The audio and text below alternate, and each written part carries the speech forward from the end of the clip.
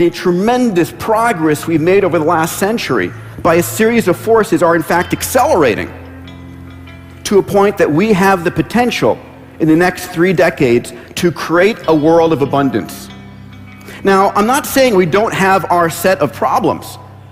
Climate crisis, species extinction, water and energy shortage, we surely do.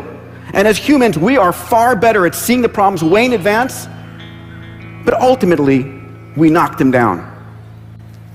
Underpinning much of this is technology, and of late, exponentially growing technologies. We truly are living in an extraordinary time. And many people forget this. This is Moore's Law over the last 100 years. I want you to notice 2 things from this curve. Number 1, how smooth it is. Through good time and bad time, wartime and peacetime, recession, depression, and boom time. This is the result of faster computers being used to build faster computers. It doesn't slow for any of our grand challenges. And also, even though it's plotted on a log curve on the left, it's curving upwards. The rate at which the technology is getting faster is itself getting faster. And on this curve, riding on Moore's Law, are a set of extraordinarily powerful technologies available to all of us. Cloud computing, what my friends at Autodesk call infinite computing, sensors and networks, robotics, 3D printing, which is the ability to democratize and distribute personalized production around the planet, synthetic biology, fuels, vaccines and foods, digital medicine, nanomaterials, and AI.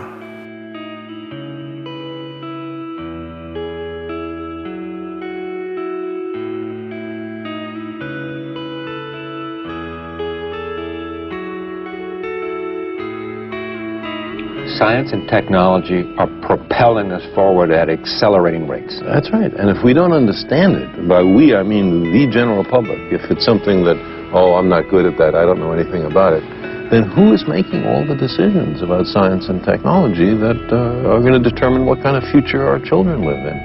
Just some members of Congress?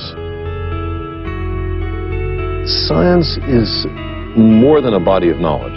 It's a way of thinking. A way of skeptically interrogating the universe with a fine understanding of human fallibility. If we are not able to ask skeptical questions, to interrogate those who tell us that something is true, to be skeptical of those in authority, then we're up for grabs for the next charlatan, political or religious, who comes ambling along. It's a thing that Jefferson laid great stress on. It wasn't enough, he said, to enshrine some rights in a constitution or a Bill of Rights. The people had to be educated, and they had to practice their skepticism and their education. Otherwise, we don't run the government. The government runs us. My sense is the problem lies with the fact that our business leaders, our government leaders, and for that matter, the rest of us, we are continuing to rely on 18th and 19th century ideas about human nature and the human journey that were spawned at the beginning of the market era, the nation-state era. And at that period of time, we had a great discussion, the Enlightenment. John Locke, the great political philosopher of the Enlightenment, he said, look, babies are born tabula rasa, blank slate. They're not born in sin. But he did leave a little opening. He said, however, there is a predisposition to acquire property. Somebody should have caught him on that. Scarcity is contextual, and technology is a resource-liberating force. The cost of solar dropped 50% last year. Last month, MIT put out a study showing that by the end of this decade, in the sunny parts of the United States, solar electricity would be 6 cents a kilowatt hour compared to 15 cents as a national average. And if we have abundant energy, we also have abundant water. Because we live on a water planet. We live on a planet 70% covered by water. Yes, 97.5% is salt water, 2% is ice, and we fight over 0.5% of the water on this planet. But here too, there is hope. And there is technology coming online, not 10, 20 years from now, right now. And the conversation I had with Dean Kamen this morning, one of the great DIY innovators I'd like to share with you, his technology called Slingshot, that many of you may have heard of, it's the size of a small dorm room refrigerator. It's able to generate 1,000 liters of clean drinking water a day out of any source, salt water, polluted water, latrine, at less than 2 cents a liter. This is the kind of innovation that exists today. I should like to help everyone if possible. Jew, Gentile, black man, white. We all want to help one another. Human beings are like that. We want to live by each other's happiness, not by each other's misery. We don't want to hate and despise one another. In this world there's room for everyone, and the good earth is rich and can provide for everyone. The way of life can be free and beautiful. But we have lost the way.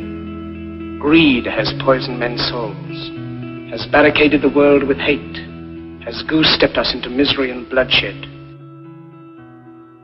In the last 10 years, under the radar, there's been some very interesting developments in evolutionary biology, neurocognitive science, child development research, and many other fields, which is beginning to challenge some of these long-held shibboleths that we've had about human nature and the meaning of the human journey. This was the dominant frame of reference, utilitarian, self-interested, materialistic. It really challenges these assumptions.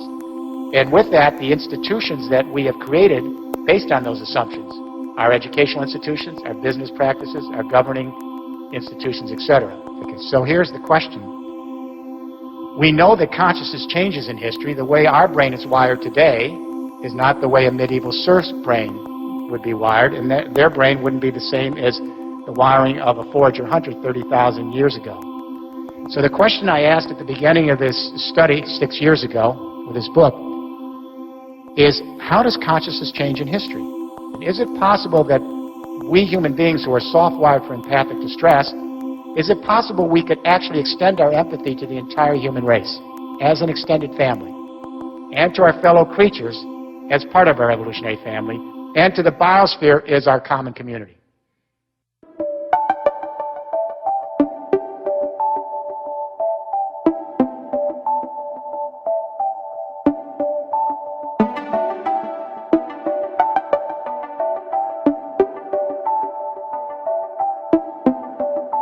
We're going to hit 70% penetration of cell phones in the developing world by the end of 2013.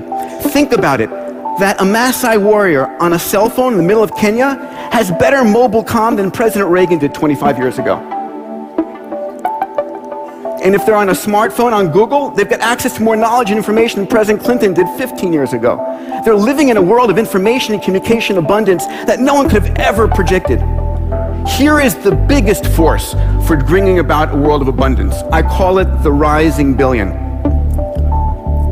In 2010, we had just short of 2 billion people online connected. By 2020, that's going from 2 billion to 5 billion internet users. 3 billion new minds who have never been heard from before are connecting to the global conversation. And they will get healthier by using the tricorder, and they'll become better educated by using the Khan Academy, and by literally being able to use 3D printing and infinite computing more productive than ever before. So what could 3 billion rising, healthy, educated, and productive members of humanity bring to us? How about a set of voices that have never been heard from before? What about giving the oppressed, wherever they might be, the voice to be heard and the voice to act for the first time ever? What will these 3 billion people bring? What about contributions we can't even predict? But if we have gone from empathy in blood ties to empathy in religious associational ties to empathy based on national identification, is it really a big stretch to imagine the new technologies allowing us to connect our empathy to the human race writ large in a single biosphere? Today, we're in a globally connected world. Our youngsters can begin to empathize across all the traditional lines. We almost can grasp the possibility of global empathy. The new communications, the ICT revolution, is open source, flat, peer-to-peer, and here's the key word: it's distributed. Meaning 2 billion people can put a little utensil in their hand and they can send their own video, audio, and text to all the other 2 billion people at the same time, at the speed of light, with more power than the centralized BBC, and we did it all in 15 years. We have heard the rationales offered by the superpowers. We know who speaks for the nations, but who speaks for the human species? Who speaks for Earth? Our global civilization is clearly on the edge of failure in the most important task it faces, preserving the lives and well-being of its citizens and the future habitability of the planet. Shouldn't we consider in every nation major changes in the traditional ways of doing things, a fundamental restructuring of economic, political, social, and religious institutions? Fundamental changes in society are sometimes labeled impractical or contrary to human nature, as if there were only one human nature. But fundamental changes can clearly be made. We're surrounded by them. In the last 2 centuries, abject slavery, which was with us for thousands of years, has almost entirely been eliminated in a stirring worldwide revolution. Women, systematically mistreated for millennia, are gradually gaining the political and economic power traditionally denied to them. And some wars of aggression have recently been stopped or curtailed because of a revulsion felt by the people in the aggressor nations.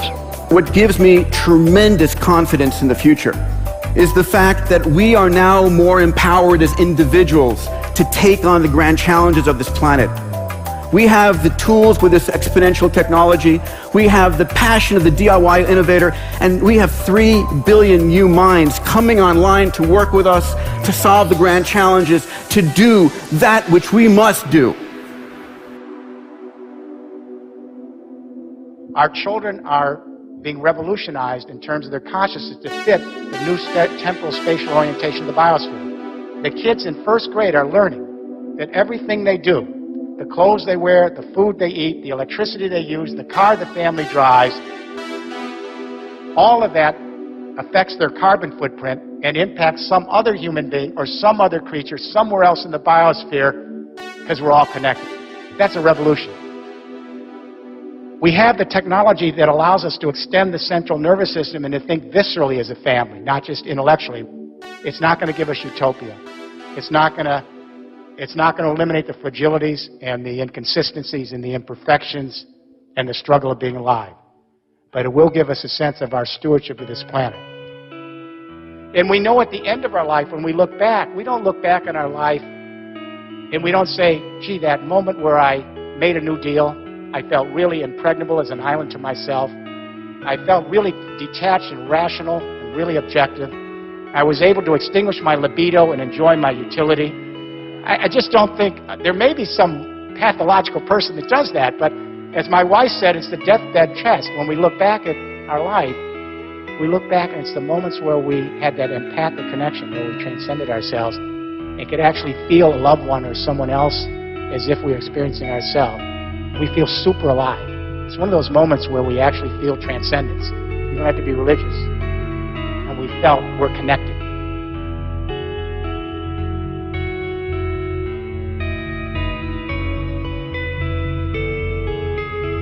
You, the people, have the power to create happiness.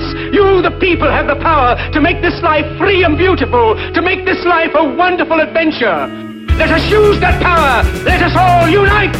Let us fight for a new world, a decent world, that will give men a chance to work, that will give youth a future and old age a security.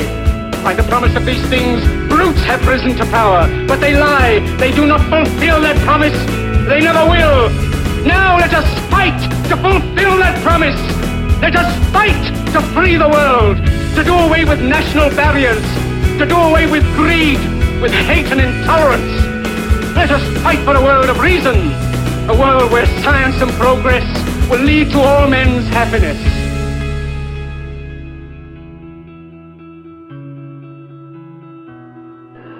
The old appeals to racial, sexual, and religious chauvinism and to rabid nationalist fervor are beginning not to work. A new consciousness is developing which sees the earth as a single organism, and recognizes that an organism at war with itself is doomed.